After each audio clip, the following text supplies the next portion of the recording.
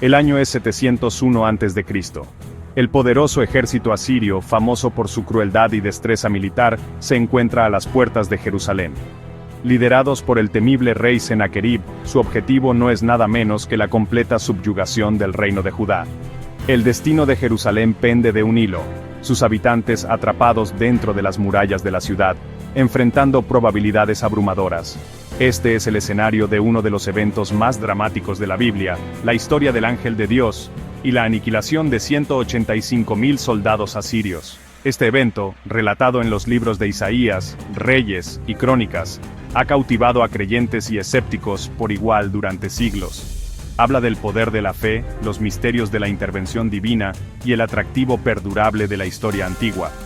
Este ensayo profundizará en el contexto histórico y bíblico de este extraordinario evento. Exploraremos la evidencia arqueológica que arroja luz sobre el asedio asirio y examinaremos explicaciones alternativas para la repentina muerte de tantos soldados.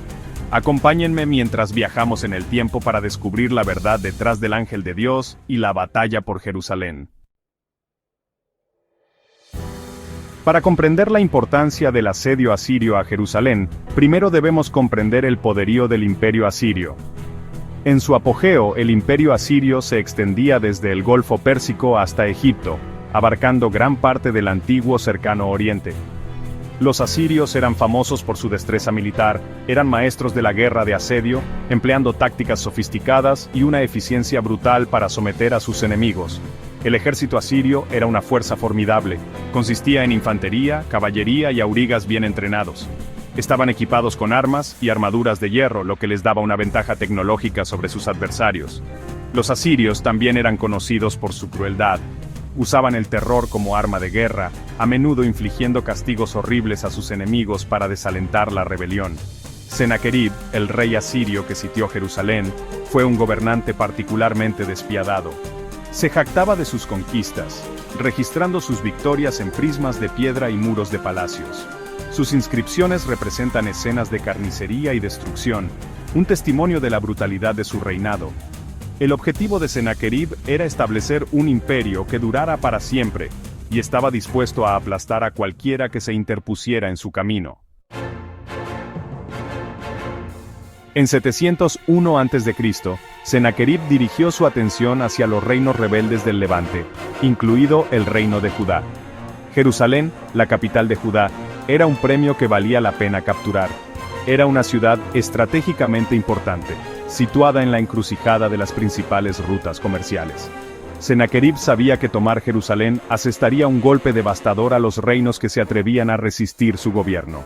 El ejército asirio, que contaba con decenas de miles de soldados, marchó sobre Jerusalén. Sitiaron la ciudad, cortando sus líneas de suministro y bombardeando sus muros con arietes y máquinas de asedio. Los habitantes de Jerusalén se enfrentaron a una situación desesperada. Estaban superados en número y en armamento. La comida y el agua se estaban agotando y la moral disminuía. El rey Ezequías, el gobernante de Judá, era un hombre de fe. Se negó a rendirse a los asirios. Ezequías ordenó a sus ingenieros que fortificaran las murallas de la ciudad y cavaran un túnel hasta un manantial fuera de la ciudad para asegurar su suministro de agua. Este túnel, conocido como el túnel de Ezequías, todavía existe hoy, un testimonio del ingenio del pueblo de Jerusalén. A medida que el asedio se prolongaba, Ezequías oró a Dios por liberación. El destino de Jerusalén, y de hecho del reino de Judá, descansaba en la esperanza de una intervención divina. La Biblia relata que Dios escuchó las oraciones de Ezequías.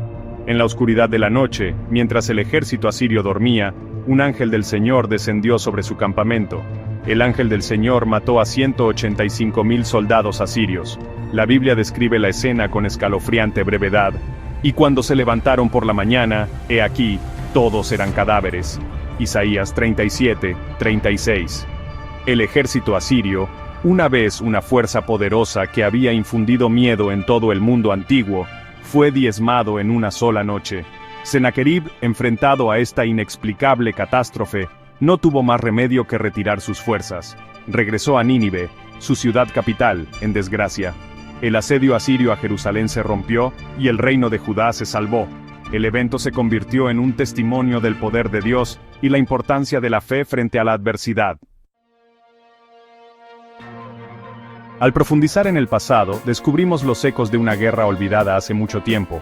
Los artefactos desenterrados cuentan historias de valentía y conflicto, de vidas vividas a la sombra de la batalla.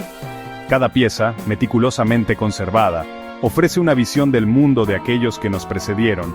Es un sombrío recordatorio del costo de la guerra y un testimonio de la resistencia del espíritu humano. A través de estos descubrimientos arqueológicos, nos conectamos con nuestros antepasados, comprendiendo sus luchas y triunfos de una manera que las palabras por sí solas no pueden transmitir.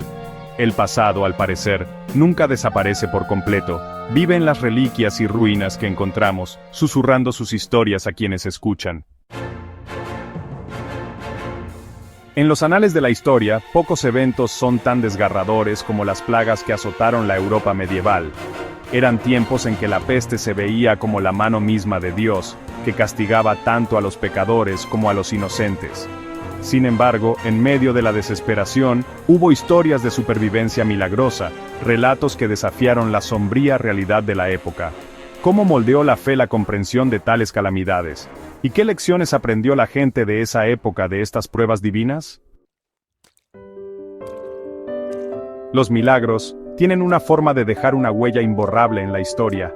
Inspiran, consuelan y desafían nuestra comprensión del mundo. El legado de un milagro no está solo en el evento en sí, sino en la esperanza perdurable que brinda a las generaciones que siguen. ¿Cómo ha continuado resonando este milagro en particular a través de los siglos? ¿Qué símbolos y tradiciones han surgido de él y cómo influyen en nuestras vidas hoy? A medida que avanzamos hacia el presente, todavía se pueden sentir los ecos de los milagros del pasado. Las implicaciones modernas de estos eventos antiguos se ven en la forma en que los honramos y recordamos. Los monumentos conmemorativos son un testimonio de la resistencia del espíritu humano y el poder perdurable de la fe. ¿Cómo dan forma estas conmemoraciones a nuestra memoria colectiva?